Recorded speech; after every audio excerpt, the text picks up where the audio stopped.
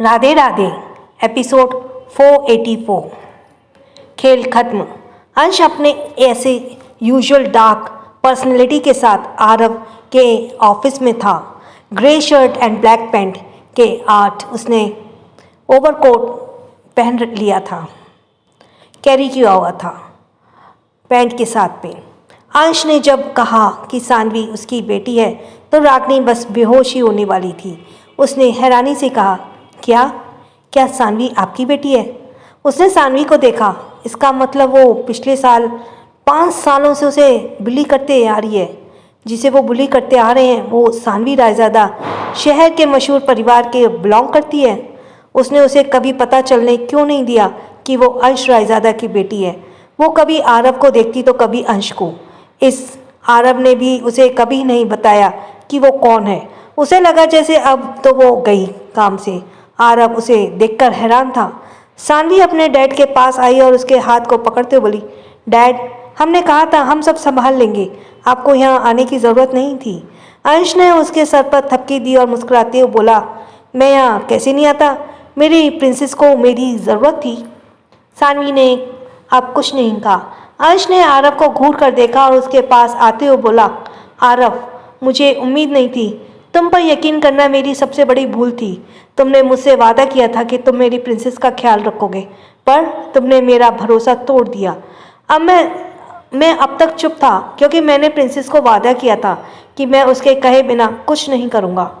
अंश ये इसलिए कह रहा था क्योंकि उस रात मिस्टर कपूर ने पार्टी में से लौटते वक्त सानवी ने अंश को सब कुछ बता दिया था, लेकिन उसने वादा किया था कि वो कुछ भी ना करे। आरव ने सानवी को देखा और कुछ कहने की कोशिश की, लेकिन अंश ने उसे घूर कर देखकर उसे अपना हाथ दिखाकर कुछ भी बोलने से रोक दिया। अब अंश ऐसे करे और किसी की बोलती बंद ना हो, ऐसा हो सकता है क्या? आरव भी चुप हो गया। क्योंकि इस वक्त वो अंश के आगे अपनी बची कुची सेल्फ रिस्पेक्ट भी नहीं गिराना चाहता था। अंश ने रागिनी को देखा और डर की वजह से थर-थर काँप रही थी। उसने कहा, और रही बात तुम्हारी तो मैं तुम्हें क्या ही कहूँ, तुम तो मेरी सोच से भी ज़्यादा खतरनाक हो। तुमने मेरी प्रिंसेस को फंसाने की कोशिश की और उसमें कामयाब भी हो गई। मरना पड़ेगा तुम्हें, कितनी शातिर हो तुम। रागिनी को समझ नहीं आ रहा था आखिर अंश उसकी तारीफ क्यों कर रहा है और या उसे ताने मार रहा है। उसने अपना सर झुका लिया। अंश ने उसे देखा तो कहा, वैसे तुम्हारे dad mister Tandon Air Empire के सीए हैं और तुम्हारा भाई गोल्डन मून के एचआर डिपार्टमेंट में काम करता है। मैंने सही कहा ना? यह सुनकर रागिनी ने हैरानी से उसे देखा, क्योंकि वो हर किसी को उसकी आंखों में अंश खौफ साफ देख पा रहा था। उसने नहीं में सर हिलाया। उसका ऐसा रिएक्शन देखकर अंश के होठों पर तिरछी मुस्कान आ गई। अंश ने उसके गाल पर थपकी दी और बहुत प्यार से बोला, घबराओ मत, मैं उन्हें काम से नहीं निकाल रहा और ना ही तुम्हारे साथ कुछ कर रहा हूँ। वे दोनों काफ़ी रिस्पेक्टिव लोग हैं। मैं नहीं चाहता तुम्हारी सच्चाई जानकर वो अपना मुंह दिखाने के काबिल भी ना रहे, क्योंकि बेटियां को पिता हूँ। इसलिए मैं समझता हूँ तुम्हारे घर वालों को तुम्हारी काफ़ी फिक्र होगी अगर मैंने तुम्हारे साथ कुछ किया तो। ये कहने के बाद वो उससे दूर हट गया। ऐसा भी नहीं कि मैंने तुम्हें माफ़ किया। मैं चाहता हूँ कि तुम इस देश से चली जाओ। रागिनी के पैरों में अब जवाब दे दिए। वो धड़ाम से नीचे गिर गई और हकलाते बोली, मुझे नहीं पता था सानवी आपकी बेटी है mister Raizada. I am sorry. वो अपने हाथों के सहारे चलते हुए सानवी के पास आई और उसके हाथों को पकड़े हुए बोली, Saanvi, I am so sorry, मुझे माफ़ कर दो, मुझे बहुत बड़ी गलती हो गई। वो रोने लगी, पर सानवी ने उसके कुछ भी नहीं कहा, क्योंकि वो अब रागिनी को और ज़्यादा नीचे नहीं गिराना चाहती थी। आरव ने अपनी दोस्त को इस हाल में देखा और उसे उसके लिए बुरा लगा, क्योंकि वो कुछ भी नहीं कर सकता था, क्योंकि वहाँ पर विक्टिम तो वो भी था। अंश ने अपना सर हिलाया। उसने क्रिश को कुछ इशारा किया तो क्रिश ने एक बैग लाकर अंश के हाथ में रखा। अंश आरव के पास आया और उसे वो बैग पकड़ाते हुए बोला, ये रही सानवी की सैलरी का 20 गुना ज़्यादा अमाउंट, क्योंकि अब सानवी तुम्हारे साथ काम नहीं करेगी। आई होप अब तुम सेटिस्फाई हो। ये कहने के बाद उसने सानवी का हाथ पकड़ा और उसे ले जाने लगा। तभी उसे कुछ याद आया। वो मुड़ा और आरव से बोला, और हाँ, तुम एक बार अपने दोस्त का हालचाल जरूर पूछ लेना। दोस्त का मतलब था विनय से। जाते हुए सानवी का दिल भारी हो गया था, क्योंकि उसने आरव से इतने सालों से प्यार किया। अब उससे दूर जाने में थोड़ी तकलीफ होने लगी थी। उसने अपने आंसू साफ किए और अंश के साथ चली गई। आरव ने कसकर अपनी मुट्ठी बांध ली। वो अंश के हाथों अपनी बेइज्जती कैसे करवा सकता था। शाम का वक्त। सो प्लीज़ जल्दी जल्दी सब्सक्राइब करो जिसका रह गया है। शाम का वक्त। वंश और रितिका कॉटेज की बालकनी में बैठे थे। रितिका इस वक्त वंश की गोदी में बैठकर सनसेट का व्यू देख रही थी। सनसेट का नज़ारा बहुत ही खूबसूरत था। उसे देखते हुए वो वंश के पेंडेंट से खेल रही थी, जिसे उसने ही कुछ दिनों पहले दिया था। वहाँ का मौसम बहुत अच्छा था और हवाओं के अजीब सा सुकून। रितिका यही सुकून तो चाहती थी। शाम की कॉफ़ी एंजॉय करते हुए वंश को उसकी नीली आंखें दूर तक फैले हुए समुंदर को ही देख रही थी। उसे देखते हुए वो कुछ सोच रहा था। कितने वक्त हो गए थे उसे अपने परिवार से मिले, बट हु केयर्स। हाँ, अब तक किसी ने उसके बारे में पता करने की कोशिश नहीं की। पर अभी वो सोच ही रहा था कि चर्च से घंटी बजने की आवाज़ आई। उसका ध्यान एकदम से टूटा। उसने रितिका को देखा और इधर उधर देख रही थी। उसने कहा, वंश, तुमने सुना? चर्च में प्रेयर हो रही है। चलो ना, हम भी चर्च चलते हैं। मुझे प्रे करनी है गॉड से। ये कहते हुए वो उठ गई। वंश ने अजीब नज़रों से उसे देखा और कॉफ़ी पीते हुए बोला, ना, मुझे इन सब में कोई यकीन नहीं है। गॉड, भगवान, ये सब नहीं। मुझे इन सब से कोई इंटरेस्ट नहीं है। तुम्हें जाना है तो तुम जाओ, ये मैं यहीं ठीक हूँ। ये कहते हुए उसने अपना सर हिलाया, पर रितिका अपनी कमर से दोनों हाथों को रखकर उसे घूरते हुए बोली, तुम चल रहे हो या नहीं? वंश उसके ऐसे देखने पर सर नहीं महलाने लगा। उसने कहा, मैंने कहा ना, मैं नहीं। वो कह ही रहा था कि रितिका ने उसके हाथ से कॉफ़ी लिया और उसे टेबल पर रखकर उसका हाथ खींचते हुए बोली, मुझे कुछ नहीं सुनना, तुम बस चल रहे हो मेरे साथ। तुम नहीं मानते तो क्या हुआ, मैं मानती हूँ ना। बस इन सबको, अगर तुम्हें मेरे साथ रहना है तो अभी चलो, नहीं तो मैं तुम्हारे पास लौट कर नहीं आऊँगी। ये सुनकर वंश ने घूर कर उसे देखा। अजीब दादागिरी है। वो सोफे से उठा और रितिका बहुत खुश हो गई। वे दोनों चर्च के लिए पैदल ही चले गए, क्योंकि वो पास में ही था। जाते हुए रितिका कैंडल शॉप पर रुकी। रितिका ने कैंडल लिया और वंश को देखने लगी। वंश ने आंखों को गोल घुमाया और वॉलेट निकालकर अपना ब्लैक कार्ड शॉप ओनर को दिया, लेकिन शॉप ओनर बोला, सर, मेरे पास मशीन नहीं है, आप कैश दे दीजिए। वंश ने कहा, but I don't have cash. Shop owner बोला, सॉरी सर, फिर आप ये कैंडल नहीं ले जा सकते। यह सुनकर वंश रितिका के हाथ से कैंडल लेकर उसे वापस करते बोला, ओके ओके, तुम अपना कैंडल रख लो, हम चर्च नहीं जाते। Okay baby. पर जवाब में रितिका उसे बहुत बुरी तरह से घूरने लगी। वंश ने कहा, क्या अब हम बिना कैंडल के तो नहीं जा सकते ना, इसलिए आज जाना कैंसिल, हम कल चलेंगे पक्का। रितिका पैर पटकते हुए चर्च की तरफ चली गई और वंश से हैरानी से देखने लगा। उसने खुद से कहा, ये इतनी अजीब क्यों हो गई है? पहले तो चुपचाप बात मान लिया करती थी, इतने नखरे दिन ब दिन बढ़ते ही जा रहे हैं। उसने पहली सांस ली और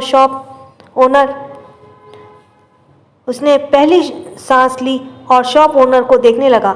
शॉप ओनर ने उस बेचारे पर तरस खाकर एक कैंडल उसके सामने बढ़ा दिया। वंश ने अजीब नज़रों से उसे देखा और उसे लेकर रितिका के पीछे चला गया। इधर रितिका मुंह फुलाकर चल रही थी। तभी वंश ने उसका हाथ पकड़ लिया और उसे अपनी तरफ खींचा। रितिका उसके हाथ चेस्ट से टकरा गई। वंश कैंडल को उसकी तरफ करते हुए बोला, ये रही तुम्हारी कैंडल, अब मुंह फुलाना बंद करो। रितिका ने उसे देखा और कहा, अब ये तुम्हें कैसी मिली? तुम्हारे पास तो कैश नहीं था। वंश उसके नाक को टैप करते हुए बोला, तुम्हें आम खाने से मतलब होना चाहिए, पेड़ गिरने से नहीं। रितिका ने मुंह बनाया और कैंडल लेते हुए बोली, ठीक है, अब चलो। ये कहने के बाद उसने वंश का हाथ पकड़ा और उसे ले जाने लगी तो वंश ने कहा, मैं अंदर नहीं आ रहा, मैं तुम्हारे साथ यहाँ आ गया, वही बड़ी बात है। अब तुम जाओ और जल्दी आओ, मैं बाहर ही तुम्हारा इंतज़ार कर रहा हूँ। ये सुनकर रितिका ने फिर से गुस्से से उसे देखा और बोली, ठीक है, पड़े रहो तुम यहाँ, मैं अंदर जा रही हूँ। ये कहने के बाद वो चली गई। वंश बाहर ही बैठकर अपने फ़ोन में गेम खेलने लगा। तभी उसकी नज़र कुछ दूर खड़े लोगों पर पड़ी जो उसे ही देख रहे थे। उन लोगों ने अजीब से कपड़े पहने थे और वे सब वहाँ मौजूद लोगों से अलग लग रहे थे। वंश ने ऐसे दिखाया जैसे उसने कुछ नहीं देखा। वो चुपचाप अपना गेम खेलने फोकस हो गया था। तभी उन लोगों ने कुछ इशारा किया और चर्च के अंदर चले गए। ये देखकर वंश की भौहें सिकुड़ गई। उसने अपना फ़ोन पॉकेट में रखा और चर्च के सामने आकर खड़ा हो गया। उसने सर ऊपर करके फोकस किया करके क्रॉस को देखा और बिना किसी भाव के अंदर चला गया। अंदर जाते ही उसे वहाँ अजीब सी शांति का एहसास हुआ। उसने नज़र दौड़ाकर इधर उधर देखा। उसे रितिका दिख गई और वे लोग भी जो अभी यहाँ आए थे वो रितिका के पास आ गई। रितिका अपने घुटनों पर बैठकर गॉड के सामने प्रे कर रही थी, पर वंश ने ऐसा नहीं किया। कुछ देर बाद रितिका ने आंखें खोली और वंश को अपने सामने देखा तो उसकी भौहें तन गई। वो धीरे से बोली, तुम तो नहीं आने वाले थे ना? पर वंश उसका हाथ पकड़कर उसे खड़ा करते हुए बोला, हाँ, मैं तुम्हें लेने आया हूँ। अगर तुम्हारा गॉड से बात करना हो गया हो तो चले यहाँ से। ये कहने के बाद वो उसे खींचने लगा और रितिका को समझ नहीं आया वो क्या हो रहा है। वो पीछे मुड़ी और गॉड को सॉरी करते हुए वंश के साथ बाहर आ गई। उसने कहा, वंश क्या हुआ? तुम इतना गुस्सा क्यों? आई एम सॉरी, मैंने तुम्हारी बात नहीं मानी। पर वंश ने उसे कुछ नहीं कहा। वो उसे लेकर जा ही रहा था कि झाड़ियों से एक बाघ कूदकर उसके सामने आ गया और वंश के कदम एकदम से रुक गए और रितिका घबरा गई।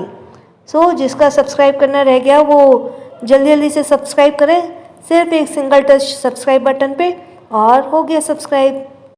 You are listening from Kanha, हम सबके कान्हा चैनल से। अब नेक्स्ट एपिसोड इज़ 485 सरदर्द दिल्ली। सानवी रेलिंग के पास उदास सी खड़ी होकर नीचे देख रही थी, क्योंकि आज जो कुछ भी हुआ था उसे अच्छा नहीं लग रहा था।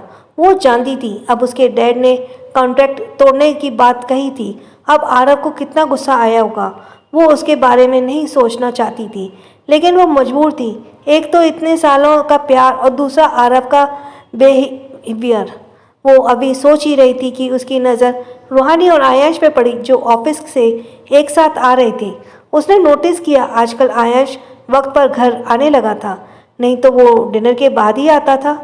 रूहानी ने आकर सोफे पर नीलिमा के बैठ गई पास। नीलिमा ने कहा, आ गया मेरा बच्चा, आज दिन कैसा था? तुम्हें ज़्यादा काम तो नहीं करना पड़ा ना? बदले में रूहानी ने नीलिमा को हक कर लिया और बच्चों की तरह बोली, दादी जी, हम आपको क्या बताएं, ऑफिस का बॉस इतना खड़ूस है और वो हमसे दिन रात काम करवाना चाहता है। नीलिमा ने कहा, ओह मेरा बच्चा, तब तो तुम बहुत थक जाती हो ना? रूहानी ने बेचारी बच्ची जैसी सताया गया ऐसा मुंह बनाकर और हाँ में सिर हिलाया। नीलिमा ने आयांश को देखा जो उन्हें ही घूर रहा था। वो उसे डांट लगाते बोली, आयांश, क्या तुम रूहानी बेटा को अपनी ही तरह रोबोट समझ कर रखे हो जो दिन रात काम करवाते हो उससे?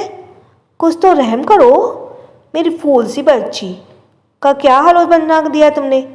ये कहते हुए उसने रूहानी को देखा और अपना मुंह बेचारों जैसा करके हाँ में सिर हिला दिया।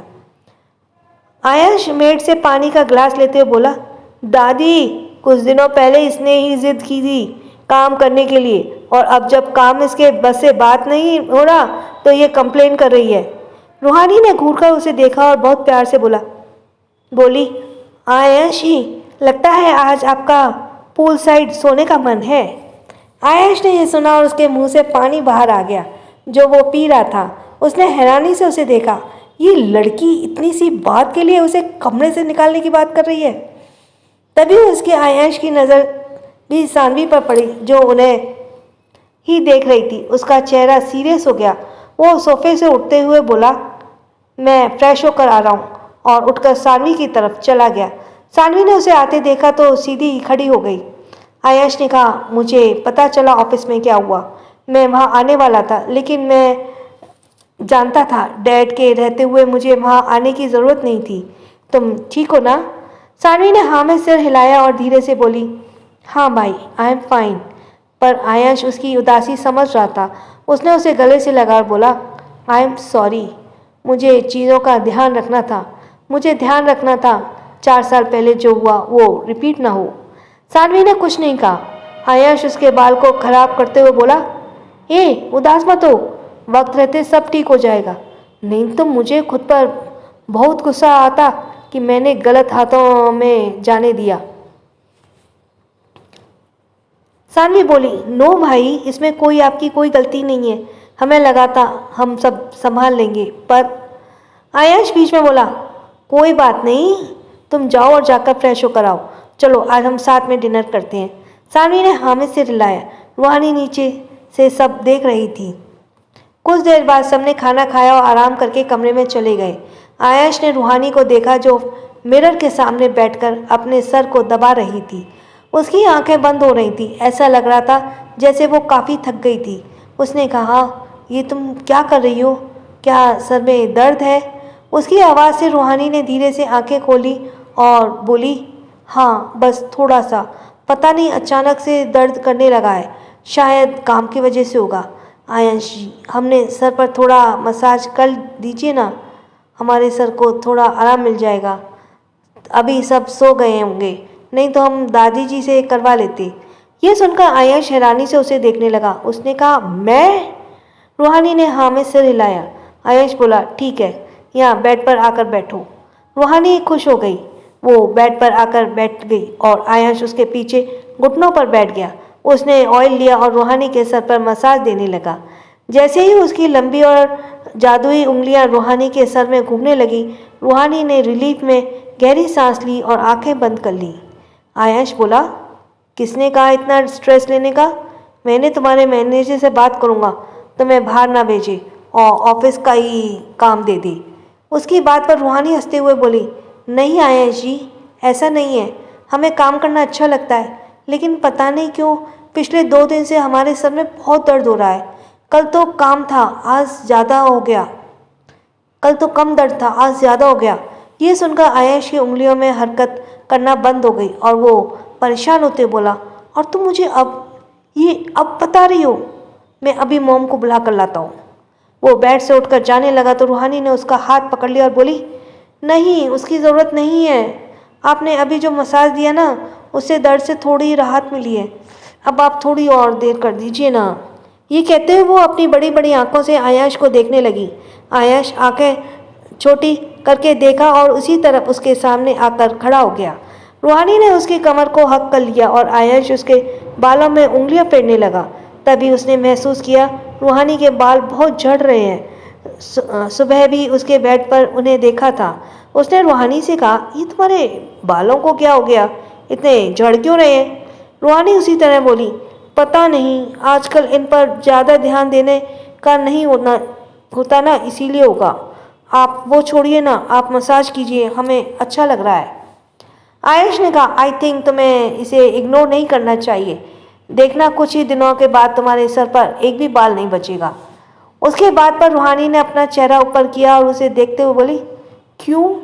अगर हम गंजे हो जाएंगे तो क्या आप हमारे साथ नहीं रहेंगे? ये सुनकर आयश के हाथ रुक गए और वो उसे देखने लगा। रूहानी उसे सवालिया नज़रों से देख रही थी। आयश को समझ नहीं आ रहा था वो क्या करे। उसने अपना चेहरा दूसरी तरफ किया और बोला, हाँ, मैं हमेशा तुम्हारे साथ रहूँगा, चाहे तुम्हारे सर पर एक भी बाल ना हो। उसकी बात पर रूहानी कुछ देर उसे ऐसे ही देखती रही, फिर उसके पेट पर मारते हुए बोली, आयश जी, हम तो ऐसे ही कह रहे थे, किस लड़की को अपने सर पर बाल नहीं पसंद है? ये कहने के बाद वो हंसने लगी। आयश ने कहा, लेकिन मैं ऐसे ही नहीं कह रहा, मुझे फर्क नहीं पड़ता तुम कैसी दिखती हो। रूहानी एकदम से चुपचाप हो गई और उसे देखने लगी। आयश भी उसकी आंखों में देखने लगा। पता नहीं क्यों अब जब भी वो उसके आंखों में देखता था, उसे उनकी गहराइयों में उतर जाने को मन करता था। रूहानी की आंखें कितनी गहरी थी, उसके ऐसे देखने से रूहानी के गाल लाल हो गए और अभी वो एक दूसरे से बात कर ही रहे थे कि आयश का फ़ोन बजने लगा। दोनों का ध्यान टूटा। आयश रूहानी से दूर हो गया और टेबल के पास आकर फ़ोन रिसीव करते ही बोला, हाँ रोहित। और वो रोहित से बात करते हुए पूल साइड पर आ गया। उसके जाने के बाद रूहानी ने अपने बालों को ठीक किया और अपने हाथों को देखने लगी जहाँ पर उसके बाल आ गए थे।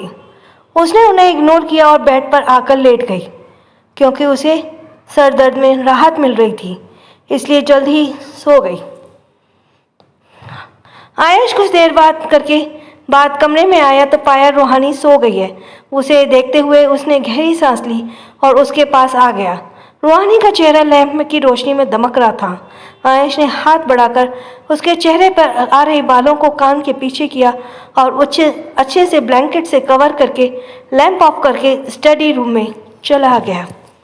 जल्दी जल्दी सब्सक्राइब करो जिस